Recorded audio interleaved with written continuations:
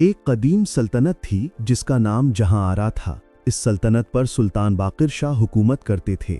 سلطان باقر شاہ اپنی رعایا پروری اور ہمت کے لیے مشہور تھے، مگر ان کی زندگی میں ایک گہرا غم تھا۔ ان کی صحت دھیرے دھیرے جواب دے رہی تھی اور انہیں علم ہو چکا تھا کہ ان کا وقت قریب ہے۔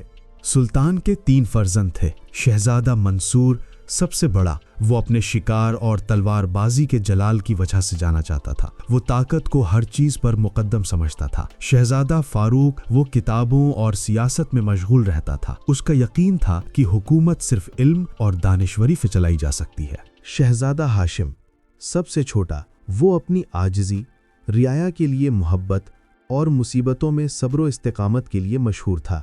جب سلطان کا آخری وقت آیا تو انہوں نے تینوں شہزادوں کو اپنے پاس بلایا۔ دربار میں گہری خاموشی چھا گئی۔ سلطان باقر شاہ نے کمزور آواز میں کہا، اے میرے عزیز فرزندو، میری سلطنت جہاں آرا کا مستقبل تمہارے ہاتھ میں ہے۔ میں جانتا ہوں کہ تم میں سے ہر ایک طاقت اور حکمت کے مختلف معنی رکھتا ہے، اس لیے تخت کی وراثت کے لیے میری وصیت عام دستور سے مختلف ہوگی۔ سلطان نے ایک مہر بند صندوق کی طرف اشارہ کیا اور بولا، اس صندوق میں جہاں آرا کا تاج و تخت چھپا ہے، مگر اس سے پہلے کہ تم اس صندوق کو کھولو، تم میں سے ہر ایک کو ایک لمبا اور مشکل سفر اختیار کرنا ہوگا۔ یہ سفر تمہیں 3 مختلف امتحانات تک لے جائے گا۔ وصیت کی شرائط یہ ہیں: مال و زر کا امتحان، تم میں سے جو کوئی بھی سفر کے دوران سب سے زیادہ سونے کے سکوں سے بھرا ہوا تھیلا لے کر واپس آئے گا۔ علم و دانائی کا امتحان، تم میں سے جو کوئی بھی سفر کے دوران ایک رازدار کتاب کو مکمل طور پر سمجھ کر اس کا راز دربار میں بتائے گا۔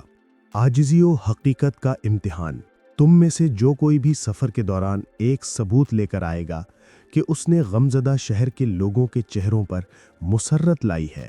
سلطان نے آخری سانس لی اور تینوں شہزادے اپنے باپ کی عجیب وصیت کو سمجھنے کی کوشش کرتے ہوئے غمزدہ ہو گئے۔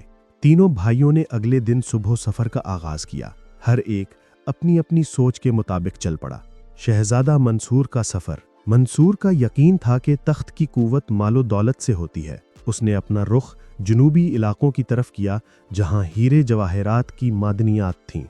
وہ کئی مہینوں تک ان معدنیات کے سرداروں پر دبدبہ قائم کرتا رہا۔ اس نے زبردستی اور ڈر کے ذریعے بے شمار سونا اور چاندی جمع کیے۔ اس کا تھیلا اتنا بھاری ہو گیا تھا کہ اسے اٹھانے کے لیے اس نے 4 مضبوط غلاموں کو ساتھ رکھا۔ منصور نے سوچا، باپ کی وصیت کا پہلا حصہ میں نے پورا کر لیا، تخت میرا ہی ہے، دولت سے بڑھ کر کوئی قوت نہیں۔ شہزادہ فاروق کا سفر۔ فاروق علم اور فلسفہ کا عاشق تھا۔ اس نے مشرقی علاقوں کا سفر اختیار کیا جہاں پرانے کتب خانے اور دانشوروں کے مرکز تھے۔ وہ ایک بے نام اور گمنام کتب خانے میں داخل ہوا جہاں اسے ایک بہت پرانی اور موضوع کتاب انجام ملی۔ کتاب کی زبان مشکل اور پیچیدہ تھی، لیکن فاروق نے اپنی پوری توجہ اور علم کی قوت سے اس کتاب کو حل کر لیا۔ کتاب کا راز دنیا کی ابتدا اور اس کے خاتمے کے متعلق تھا۔ فاروق بہت خوش ہوا۔ اس نے کتاب کو اپنے پاس محفوظ رکھا اور سوچا، کوئی منصور کی دولت کا مقابلہ کر سکتا ہے، مگر میرے علم اور دانائی کا نہیں۔ میں ہی وہ شہزادہ ہوں جو جہاں آرا کو عقل سے چلائے گا۔ شہزادہ ہاشم کا سفر۔ ہاشم کا سفر سب سے مختلف تھا۔ اس نے اس شہر کا رخ کیا جس کا نام صرف داستانوں میں سنا جاتا تھا، غمزدہ شہر۔ یہ وہ شہر تھا جہاں کی رعایا پر ایک عجیب بددعا تھی۔ وہ مسکرانا بھول چکے تھے۔ ہاشم نہ دولت جمع کی نہ علم کی تلاش کی، وہ صرف اس شہر کے غم کو ختم کرنا چاہتا تھا۔ جب وہ شہر پہنچا تو ہر چہرہ پتھر کی طرح بے جان تھا۔ اس نے لوگوں کی خدمت کی، ان کے مسائل سنے اور انہیں کھانا کھلایا، مگر کوئی مسکراہٹ نہ ملی۔ آخر میں ہاشم کو احساس ہوا کہ ان کا غم بھوک یا تنگ دستی کا نہیں، بلکہ ان کی روح کی مایوسی کا ہے۔ ایک دن اس نے شہر کے ہر گھر میں جا کر رعایا کے سامنے اپنا شاہی لباس اتار دیا اور عام لباس پہن کر زمین پر بیٹھ کر ان کی طرح سادگی سے رہائش اختیار کی۔ اس نے ان کے بچے کھچے کھانے کو ہی اپنی غذا بنا لیا۔ رعایا نے جب دیکھا کہ ان کا شہزادہ اتنی عاجزی اختیار کر رہا ہے تو ان کی آنکھوں میں آنسو آ گئے۔ ایک بوڑھی عورت جو کئی سالوں سے خاموش تھی نے آہستہ سے مسکرانا شروع کر دیا۔ پھر باقی رعایا نے بھی انہیں احساس ہوا کہ شاہی دبدبہ سے بڑھ کر سچا پیار اور عاجزی کتنی قیمتی ہے۔ ہاشم نے اس بوڑھی عورت کی پہلی مسکراہٹ کی تصویر اپنے رومال پر بنائی اور اسے اپنے سفر کا ثبوت بنا لیا۔ وقت پورا ہونے پر تینوں بھائی جہاں آرا کے دربار میں واپس جمع ہوئے۔ سلطان باقر شاہ کی کرسی خالی تھی اور وزیر اعظم نے ان کا استقبال کیا۔ شہزادہ منصور نے اپنی سونے کے سکوں سے بھری تھیلی زمین پر رکھی۔ دربار کی روشنی میں سکے چمک اٹھے۔ منصور نے بلند آواز میں کہا، وزیر اعظم، میں نے وصیت کا پہلا حصہ پورا کیا۔ میں سب سے زیادہ مال و دولت لایا ہوں۔ جہاں آرا کی طاقت انہی سکوں میں ہے۔ تاج میرا حق ہے۔ شہزادہ فاروق آگے بڑھا۔ اس کے ہاتھ میں کتاب انجام تھی۔ فاروق نے جواب دیا، بھائی منصور، تمہاری دولت فانی ہے۔ میں وہ علم لایا ہوں جو ہر دور کی ہدایت کر سکتا ہے۔ میں نے کتاب کا وہ راز سمجھا ہے جو دنیا کی حقیقت ہے۔ حکومت دانائی سے چلے گی۔ تاج میرا حق ہے۔ شہزادہ ہاشم خاموشی سے کھڑا رہا۔ اس کے ہاتھ میں وہ سادہ رومال تھا جس پر مسکراہٹ کی تصویر بنی تھی۔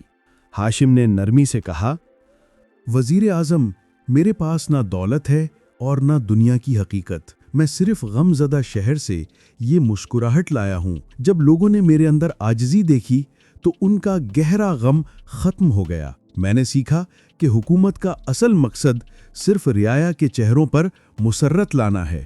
وزیر اعظم، جو کہ سلطان کے وقت کے دانا شخصیت تھے، آگے بڑھے اور صندوق کی طرف اشارہ کیا۔ انہوں نے کہا، تینوں شہزادوں نے وصیت کی شرائط پوری کر دی ہیں۔ اب صندوق کھولا جائے۔ جب صندوق کھولا گیا تو اس میں تاج و تخت کے بجائے صرف 3 چھوٹی چیزیں تھیں۔ ایک ٹوٹا ہوا کشکول، ایک مٹی کا دیا، ایک بھوسا کا تنکا۔ تینوں شہزادے اور درباری حیران رہ گئے۔ وزیر اعظم نے کہا، یہ ہے وصیت کی اصل تفسیر۔ جب صندوق کھولا گیا تو اس میں تاج و تخت کے بجائے صرف 3 چھوٹی چیزیں تھیں۔ ایک ٹوٹا ہوا کشکول، ایک مٹی کا دیا، ایک بھوسا کا تنکا۔ تینوں شہزادے اور درباری حیران رہ گئے۔ وزیر اعظم نے کہا، یہ ہے وصیت کی اصل تفسیر۔ ٹوٹا ہوا کشکول، منصور، تم سونے کے سکوں کا تھیلا لے آئے، لیکن سلطان نے کہا تھا کہ تاج ٹوٹے ہوئے کشکول سے بڑھ کر نہیں۔ حکومت دولت جمع کرنے کا نہیں بلکہ دولت کو ضرورت مند تک پہنچانے کا ذریعہ ہے۔ منصور، تم غرور میں مبتلا ہوئے۔ مٹی کا دیا، فاروق، تم علم کی روشنی لائے مگر وہ روشنی صرف تمہارے اپنے ذہن میں چھپی رہی۔ سلطان کی نشانی مٹی کا دیا ہے۔ سچا علم وہ ہے جو مٹی کی طرح نرم ہو اور دیے کی طرح عام لوگوں کو روشنی دے۔ فاروق، تم نے صرف اپنی دانائی کی نمائش کی۔ بھوسا کا تنکا، ہاشم، تم نے اپنے سفر میں صرف عاجزی اختیار کی۔ تم نے مسرت لانی چاہی۔ بھوسا کا کنکا نشانی ہے کہ تخت کا اصلی وارث وہ ہے جو سب سے زیادہ عاجز اور سادہ ہو۔ جو عام لوگوں کے گھٹنوں کے برابر جھکتا ہے وہی جہاں آرا کا تاج پہنے گا۔ وزیر اعظم نے شہزادہ ہاشم کو تاج و تخت کے لیے منتخب کیا۔ ہاشم نے تاج پہنا، لیکن اس نے ٹوٹے ہوئے کشکول کو ہمیشہ اپنے پاس رکھا تاکہ اسے ہمیشہ یاد رہے کہ وہ صرف رعایا کی خدمت کے لیے ہے۔